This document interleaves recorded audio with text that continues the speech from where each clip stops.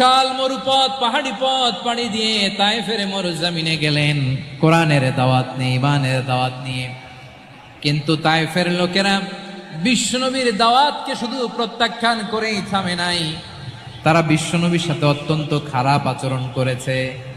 বিশ্বনবীকে শারীরিকভাবে হেনস্থা করেছে, আমার নবীকে শারীরিকভাবে অত্যাচার করেছে, আমার পেয়ারা নবীর গায়ে পাথর মেরেছে, বিশ্বনবীর গা বেয়ে ঝরঝর করে রক্ত ঝরেছে, নবী জামিনের মধ্যে লুটিয়ে পড়েছেন, আবার মেরেছে, আবার নবী হাঁটতে শুরু করলেন, পেছন থেকে আবার মেরেছে, আবার নবী রক্তাক্ত হয়ে জামিনের মধ্যে লুটিয়ে পড়লেন, আবার মেরেছে।